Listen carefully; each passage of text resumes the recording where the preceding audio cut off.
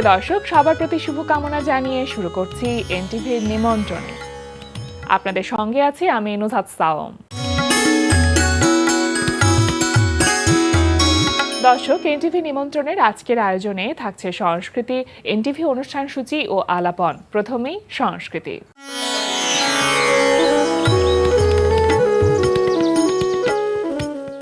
৯১টি দেশের ২৪৫টি চলচ্চিত্র নিয়ে ঢাকায় অনুষ্ঠিত হচ্ছে ২৪তম ঢাকা আন্তর্জাতিক চলচ্চিত্র উৎসব।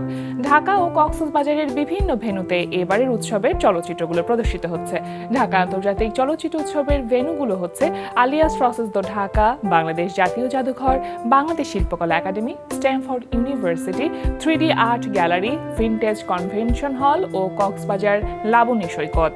২৪তম ঢাকা আন্তর্জাতিক চলচ্চিত্র উৎসব চলবে ১৮ জানুয়ারি পর্যন্ত। ৯/৪ ব্লক ডি লালমাটিয়ার কলাকেন্দ্রে অনুষ্ঠিত হচ্ছে মোহাম্মদ কিবরিয়ার অপ্রদর্শিত ও স্বনির্বাচিত ৮৪টি শিল্পকর্ম নিয়ে প্রদর্শনী মোহাম্মদ কিবরিয়া। প্রতিদিন বেলা ১১টা থেকে রাত ৮টা এই সময়ে প্রদর্শনী চলবে ২৬ জানুয়ারি পর্যন্ত। এবার এনটিভি অনুষ্ঠান সূচি। এবার জানিয়ে দিচ্ছি এনটিভির আজ রাতের বিশেষ বিশেষ অনুষ্ঠানগুলির সময়সূচি। সন্ধ্যা ৬টা ১৫ থাকছে সমসাময়িক বিষয় নিয়ে অনুষ্ঠান সংলাপ প্রতিদিন।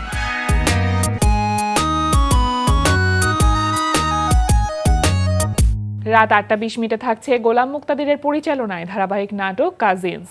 কি হইছে? আমার সবকিছু শেষ হয়ে গেছে রে। কি সব শেষ হইছে? সবকিছু শেষ হয়ে গেছে। তুমি এবার আসার পর থেকেই বুঝতে পারছিলাম যে তুমি একটা বড় রকমের সমস্যায় আছো। এতদিন ধরে দুলাভাই এত পদের ব্যবসা বাণিজ্য করলাম, কোনোটাই কোনো সমস্যা হয় নাই।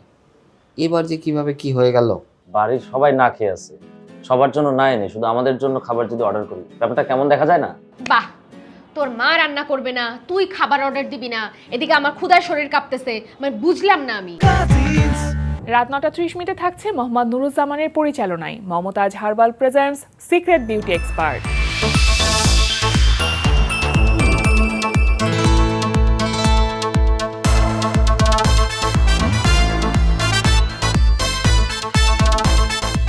রাত ১১টা ৩০ সরাসরি সম্প্রচার হবে জাহাঙ্গীর চৌধুরীর প্রযোজনায় সঙ্গীতানুষ্ঠান এ লগন গান শোনাবার।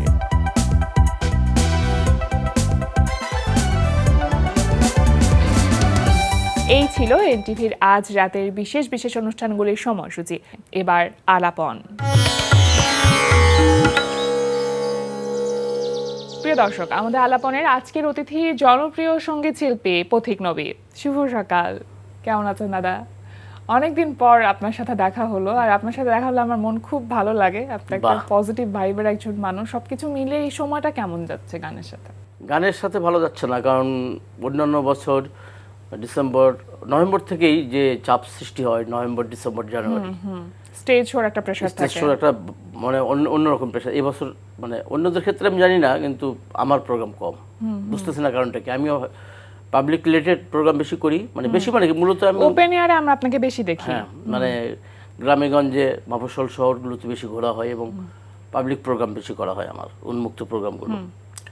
কিন্তু সব সার্বিক পরিস্থিতি মিলে সম্ভবত মানে পাবলিক জমায়েতের ব্যাপারটাই একটু বিশেষ সতর্কতা অবলম্বন করা হচ্ছে বিধায় আমার যেটা মনে হচ্ছে যে মানে পাবলিক প্রোগ্রাম কম এবছর। তবে তারপরে তো মানে টুকটাক চলছেই, একভাবে তো সার্ভাইভ করতে হচ্ছে, যেহেতু গান করেই চলি, গানই একমাত্র পেশা আমার। সো প্রোগ্রামই করি, প্রোগ্রাম আছে, কিন্তু অন্যান্য বছরের মতো এবছর অত প্রোগ্রাম আমার হচ্ছে না। এখানে দাদা দুটো ব্যাপার কাজ করে। একটা হচ্ছে যারা গান পাগল মানুষ, তাদের কাছে স্টেজ মানে একটা অন্যরকম ভালো লাগার বিষয়। আর একটা দিক থেকে আমি যদি চিন্তা করি, তাহলে একটা জীবিকা নির্বাহের একটা বড় বিষয় এখানে জড়িত আছে। তো সবকিছু মিলিয়ে কখনো ডিপ্রেসড লাগে কিনা যখন কাজ কম থাকে?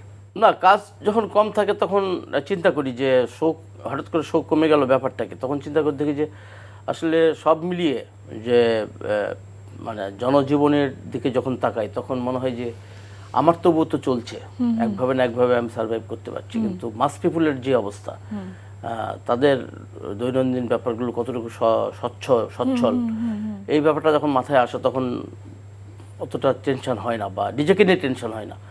দাদা সেই শাহবাগে থাকার যে সময়গুলো ছিল সেটা তো একটা অন্যরকম ভালো লাগার সময় আপনাদের জন্য। সেই সময়গুলোকে মিস করেন?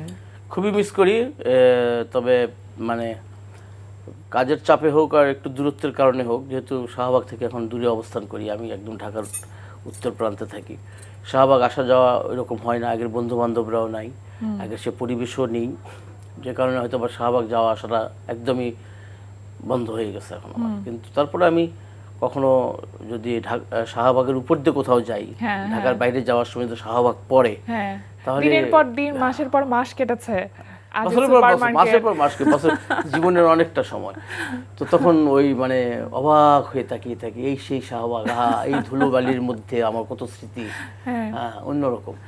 কিন্তু আমি জানি না এখনকার এই তরুণ প্রজন্ম এখন যারা আছে তারা জায়গাটার সঙ্গে যে সৃষ্টিশীলতার সম্পর্ক ছিল, সেই সময় সহযাত্রী কারা ছিল? অনেকেই ছিল, কার কথা বলবো, অনেকে। এখন যারা ভালো আছে তাদের সবার সঙ্গে আমার সহযাত্রা ছিল সে সময়। দেখা গেছে সে সময় যাদেরকে পাত্তা দেন না তারাও আজকে অন্যরকম একটা অবস্থানে আছে। আমি পাত্তা দেইনি, এরকম কেউ ছিল না, আমি পাত্তা পাইনি, অনেকের কাছে এরকমই ছিল ব্যাপারটা। আমি সবাইকে পাত্তা দিতাম। আমি খুবই মিশুক মানুষ, এবং আমি বুঝতাম যে আমাকে অপছন্দ করে না তার প্রতিও আমার একটা অদ্ভুত ফ্যাসিনেশন কাজ করতো, এবং একটা আগ্রহ কাজ করতো, একটা সিম্প্যাথি কাজ করতো। আমি বুঝতে পারতাম যে আমাকে পছন্দ করে না, তারপরেও আমি তার শুভাকাঙ্ক্ষী ছিলাম এখনো। দাদা, আপনার মধ্যে যে একটা পাগলাটের স্বভাব আছে, এটা আপনি কার কাছ থেকে পেয়েছেন? বাবার কাছ থেকে না মার কাছ থেকে? জানি না এটা কার কাছ থেকে পেয়েছে, আমার জীবনটাই আমাকে এরকম বানিয়েছে। আচ্ছা। আর বাবা মার কথা বললে তো অন্য বিষয়, ওনারা খুবই সাধারণ মানুষ, মা তো নেই, চলে গেছেন, বাবা আছেন। মানে ছোটোখাটো মফস্বল শহরে আমরা বড় হয়েছি। প্রথমত গ্রামে ছিলাম, তারপরে চলে আসলাম উপজেলা শহরে। এনিওয়ে, তো আমার বাবা মা শিল্প সাহিত্য সংস্কৃতি করেই যে আমি মানে হব, এটা কখনো ভাবতে পারে নাই। না, অবশ্যই ভাবতে পারে নাই। তবে গান বাজনার সঙ্গে আমার নানা বাড়ির সঙ্গে সম্পর্ক ছিল, আমার মায়ের গলায়ও গান ছিল। তো ব্যাপারটা আসলে কিভাবে যে আমার ভিতরে এই সংস্কৃতির ভূত আমার মাথায় চাপলো ছোটবেলায়, এটা আমি সংস্কৃতি চর্চা তো অনেকেই করে, কিন্তু এই পাগলাটের স্বভাবটা খুব একটা দেখা যায় না। এটা কেমন জানি, এটা মানে এটা হচ্ছে কি আমি বলবো নুজাত, সেটা হচ্ছে যে আমি সবসময় নিজের সঙ্গে প্রতিদ্বন্দ্বিতা করি। আমার প্রতিদ্বন্দ্বী এবং আমার শত্রু আমি, মানে আমি সবসময় আমার নিজের লিমিটেশনগুলোকে ওভারকাম করার চেষ্টা করি, এবং সেটাই আমার যুদ্ধ। আমার কোনো প্রতিদ্বন্দ্বী নেই, আমি কাউকেও জেলাস ফিল করি না, বা কারো উন্নতি অবস্থান হিংসা টিংসা সব না, মানে কারো ব্যাপারে আমার কোনো মানে অ্যাটেনশনটা নাই। আমি টোটালি আমার নিজের জগতের ভেতরে, নিজের জগতে, এবং আমি জানি আমারই অনেক সমস্যা, আমারই অনেক সীমাবদ্ধতা, আমি সেগুলোকে ওভারটেক করে আগানোর চেষ্টা করি। আমি তাতেই হিমশিম খেয়ে যাই, আমি আলোচনার দিকে তাকাবো কখন। আমি একটু জানতে চাইবো দাদা, যেহেতু আপনি যে নিজেকে জানা বা বোঝার ব্যাপারটা নিয়ে কথা বলছিলেন, তো সেই জায়গা থেকে যে কি মনে হয় যে পথিক নবীর সব থেকে স্ট্রেংথ পার্ট কি, এবং সবচেয়ে বড় উইকনেস কি? আমার সবচেয়ে বড় উইকনেস হচ্ছে যে কেউ আমাকে খুব সহজে পড়ায় ফেলতে পারে। মানে একটু চোখ মুখ দুঃখী করে আমার কাছে আসলে আমি যেন উজাড় হয়ে যাই, মানে আমার কিছু হোক বা না হোক, থাক বা না থাক, আমি তার টেনশনটা মাথায় নিয়ে ফেলি। এটা হচ্ছে আমার জীবনের সবচেয়ে বড় দুর্বলতা। আর স্ট্রেংথ হচ্ছে যে আমি আবার সেই মানুষকে আবার খুবই অন্তর থেকেই অনুভব করি, রেসপেক্ট করি, মানুষকে খুবই ভরসা করি, মানুষকে ভালোবাসি, এটা আমার সবচেয়ে বড় শক্তি। আচ্ছা, তার মানে স্ট্রেংথটাই উইকনেসটাই আবার স্ট্রেংথ, তাই না? তাই তো আসলো। একটি গান শুনবো দাদা, কোন গানটি শোনাবেন আমাদের? একটা গান শুনবো, একটা নতুন গান শোনাই। হ্যাঁ, অবশ্যই। এসে চলে যাওয়াই বিধান, ফেলে কোলাহল কলতান, সুবাসিত সুশমিত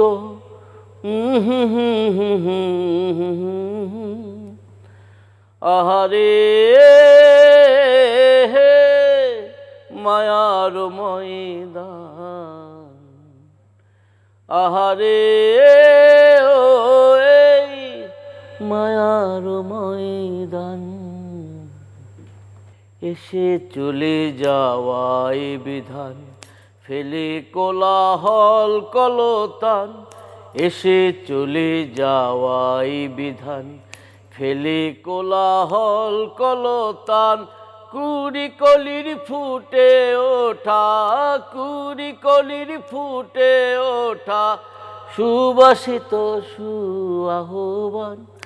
আহারে ও এই মায়ার ময়দান, আহারে ও এই মায়ার ময়দান।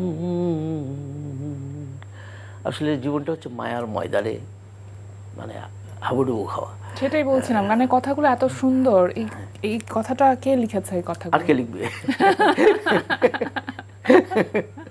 কতদিন আগে এই গানটি লেখা হয়েছে এবং শুরু করা? এটাও তাও তো হয়ে গেল 6 মাসের মতো। মানে আপনি তো একটি গান অনেক সময় নিয়ে হ্যাঁ, শুরু অনেক করেন, সময় নিয়ে আমাকে করতে তৈরি হয়। করেন। হ্যাঁ, তেমন এরকম এই গানের একটা অংশ আছে, একটু শুনে পুরোটুকু মনে নেই আমার। এরকম যে প্রেম প্রণয়ে মাতো আরা পরাণে পরাণ, প্রেম প্রণয়ে মাতো আরা পরাণে পরাণ, মর্মমূলে পরমাত্মার গভীর অবস্থান। আহারে ও এই মায়ার ময়দান, আহারে ও। আসলে আমরা মায়ার মধ্যে ডুবে আছি। হ্যাঁ, আমরা অদ্ভুত একটা মায়ার মধ্যে ডুবে আছি। না পারি ধরতে, না পারি ছাড়তে, মানে না পারি মানতে, না পারি সইতে, না পারি কইতে। কিন্তু তারপরেও এই যে আমাদের দৈনন্দিন বিষয়, প্রবাহমান ঘটনাসমূহ, চলমান পরিস্থিতি এবং মানুষের আকুতি এবং মানুষের অনেক কিছু ব্যাপারগুলো আসলে একটা ভজঘটের মধ্যে আমাদের মানে একটা মানে একটা দান্দিক পরিস্থিতি তৈরি করে, নিজের সাথে নিজের একটা দ্বন্দ্ব তৈরি হয়। একটা ভজঘট অবস্থা নিজের মধ্যেই শিল্প চলছে। সত্তা যে মানুষগুলো লালন করে তারা অনেক অভিমানী হয়। আপনার ক্ষেত্রে কেমন? আপনি কি অভিমানী? একটা সময় ছিলাম, পরে আমি চিন্তা করে দেখলাম আসলে অভিমান মানে নিজেরই লস, ক্ষতি। নিজেরই লস। অভিমান করে লাভ নাই। যদি অভিমান নিয়েও আমার একটা গান আছে, অভিমান নিয়েও একটা গান আছে, অনেক আগের গান, যদিও এটা স্টেজে করি, টিভি লাইভগুলোতে করি, ভালো লাগে গানটা করতে। না, আপনার যে গানগুলো রয়েছে সেই গানগুলো আর্কাইভ করে কোনোভাবে রাখা যায় কিনা সেই চিন্তা কখনো কাজ করেছে? ইউটিউব চ্যানেল হোক বা যে কোনোভাবে? হ্যাঁ, কাজ করে, চিন্তা তো কাজ করে, কিন্তু আসলে ইউটিউব চ্যানেল আমি এখন যে আগে তো রেকর্ডেড ব্যাপার ছিল না, সুবিধাটা ছিল না, এখন সেটা আছে। এখন তো হ্যান্ডসেটে রেকর্ড করা যায় বা অডিওতে মানে অডিও প্লেয়ারে রেকর্ড করা যায়। আমি যা লিখি, যা সুর করি তা লেখাও থাকে, প্লাস রেকর্ডেড থাকে, রেকর্ড করাও থাকে, আমার কাছে থাকে, আছে, সবগুলো আছে। স্টুডিও রেকর্ডেও অনেক গান আছে। তবে মানে গান যেভাবে প্রমোট করে, গানের পিছনে যেভাবে ইনভেস্ট করে, এখন সোশ্যাল মিডিয়ায় গানকে যেভাবে বুস্ট করে, বুস্ট তো আসলে অপরাধ না, বুস্ট হচ্ছে একটা প্রচার, যত প্রচার, মার্কেটিং স্ট্র্যাটেজি। তো সেই ক্ষেত্রে সেটাও তো একটা এক্সপেন্সিভ ব্যাপার, একটা অনলাইন নিজেকে প্রমোট করা, ইনভেস্টমেন্টের ব্যাপার আছে। এখন এই নর্মাল স্টেজ প্রোগ্রাম করে যে উপার্জন করি তা দিয়ে সারভাইভ করে বাচ্চা কাচ্চা নিয়ে চলতে ফিরতে মোটামুটি তো ভালোভাবে থাকতে হয়। সেটা করার পর গিয়ে আবার এই যে গান উৎপাদন, রেকর্ডিং, শুটিং, প্রমোট, মানে তোমার মানে অনলাইন দর্শকদের কাছে পৌঁছানো পর্যন্ত যে অনেক বড় একটা কঠিন, একটা সময় সাপেক্ষ একটা ব্যাপার, সময় সাপেক্ষ এবং খরচের ব্যাপার আছে। এই এক্সট্রা খরচটা আমি বের করতে পারি না, যে কারণে আমি আসলে মানে অন ইয়ারে আমার গান কম বা আমি গান রিলিজ করতে পারি না। তবে গান তৈরি করার ব্যাপারটা তো আমার সহজাত, ওইটা আমি করে যাচ্ছি, ওখানে এখন শান্তি খুঁজতে হয়। কারণ আমি সব গান যে বাজারজাত করতে পারবো বা মানুষের জন্য ওপেন করতে পারবো, পাবলিশ করতে পারবো, এমন বিশ্বাস বা দক্ষতা বা যোগ্যতা কিছুই আমার নাই। তবে গান লেখা এবং সুর করার ব্যাপারটা প্রাকৃতিকভাবে আল্লাহ পাক আমাকে দিয়েছেন, লাখ লাখ শুকরিয়া মালিকের দরবারে। আমি সেটা পারি, আমি সেটাই করে যাচ্ছি, প্রচুর গান জমছে আমার। কিন্তু আমি আসলে ওই সত্যিকার অর্থেই যে মানে বেঁচে থেকে টিকে থাকার পর আর আমি পারছি না ইনভেস্ট করে গান বাজনা করার জন্য, করতে পারছি না। এটা একদম আমি সত্যিকার অর্থেই মানে আমার এইসব বলতে কোনোদিনও কোনো লজ্জাবোধ বা সংশয়, দ্বিধা কাজ করে না। যে প্রকৃত অর্থেই আসলে মানে যে পৃষ্ঠপোষকতার যে ব্যাপারটা, সেটা আমার পিছে নেই। আমাকে টোটালটাই একলাই যুদ্ধ করতে হয়।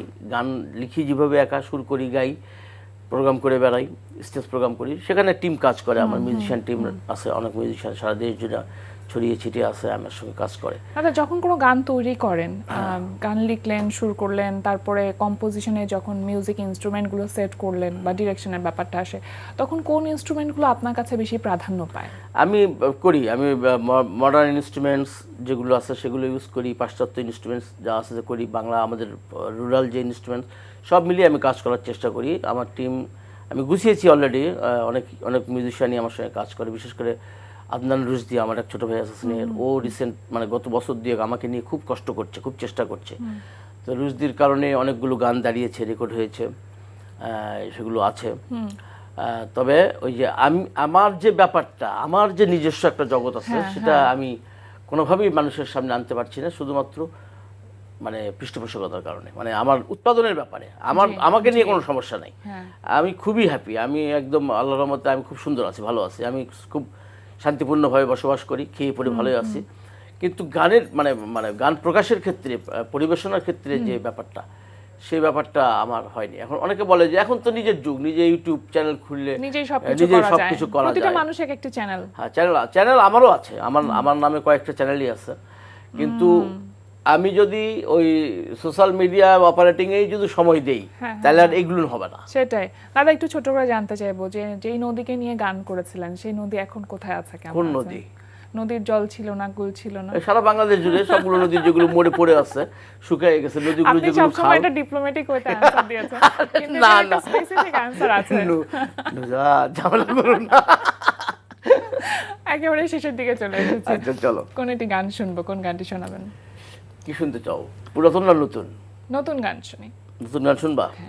একদম শেষে মানে মানে এর লাস্ট যে কটি গান লিখেছি সেগুলো সবগুলো সুর হয়নি, কিন্তু যেটি মোটামুটি সুর হয়েছে সেটি হচ্ছে, তুমি তো জানো যে আমাদের প্রোগ্রাম শেষ করে বাসায় ফিরতে ফিরতে রাত 2টা-3টা বেজে যায়, কখনো দিন ভোরবেলা হয়ে যায়। তো 12টার পর থেকেই সাধারণত বাসায় ঢোকা শুরু হয়, প্রোগ্রাম থাকুক বা না থাকুক। তো আমাদের যে জলিল ভাই, আমাদের যে কেয়ারটেকার বাসার দরজায়, আচ্ছা, তিনি সারাদিন সারা রাত ধরে আমাদের এসব অত্যাচার সহ্য করেন, ঠিকমতো ঘুমাইতে পারেন না, এবং দিনের বেলা উনি ঝিমান বসে বসে। তো জলিল ভাইকে নিয়ে আমরা একটা গান করেছি, মানে আমি লিখেছি, সুর করেছি, আমার টিম কাজ করছে গানটা নিয়ে। সেটা এরকম যে, আব্দুল জলিল ভাই দরজা খোলা চাই, আব্দুল জলিল ভাই দরজা খোলা চাই, এছাড়া আমার যে আর কোনো উপায় নাই, উপায় নাই। আব্দুল জলিল ভাই সারাদিন ধরে খালি ঝিমাই, ঝিমাই, ঘুম ঘুম চোখে নীল নীল গেঞ্জে গায়, ঘুম ঘুম চোখে নীল নীল গেঞ্জে গায়। আব্দুল জলিল ভাই সারাদিন ধরে শুধু ঝিমাই, মুই ঝিমাই, মুই সব দেহি। আব্দুল জলিল ভাই দরজা খোলা চাই, রাত 20টা কি 22টা কি 23টা কি 24টা কি 25টাই, আব্দুল জলিল ভাই দরজা খোলা চাই, এছাড়া আমার যে আর কোনো উপায় নাই, কোনো উপায় নাই। আব্দুল জলিল ভাই নিশ্চয়ই খুশি হয়েছে গানটি শুনে অনেক। হ্যাঁ, জলিল ভাই রেডি, জলিল ভাই মডেলিং করবে এই গানে। গানটির মিউজিক ভিডিও এবং গানটি শুনবার অপেক্ষায় রইলাম। খুব ভালো থাকুন দাদা, হাসি খুশি থাকুন, প্রাণবন্ত থাকুন। যে মেধা দিয়ে আজকের এই ভালোবাসা আপনি অর্জন করেছেন, এই মেধার কাজ চলতে থাকুক। অসংখ্য ধন্যবাদ নুজাত, অসংখ্য ধন্যবাদ এনটিভিকে। প্রিয় দর্শক, আমরা চলে এসেছি অনুষ্ঠানের শেষ প্রান্তে। অনুষ্ঠান সম্পর্কে আপনার মতামত জানাতে মেইল করুন এনটিভি নিমন্ত্রণে @ntvbd.com।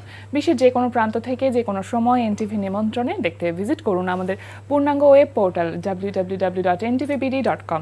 এছাড়া এনটিভি সব জনপ্রিয় অনুষ্ঠান ও খবরের আপডেট পেতে ভিজিট করুন আমাদের ইউটিউব চ্যানেল ও ভেরিফাইড ফেসবুক পেজে। সবার মঙ্গল কামনায় আজকের মতো এখানেই শেষ করছি। সবাই ভালো থাকুন, সুস্থ থাকুন, সুন্দর হোক আপনার প্রতিটি মুহূর্ত।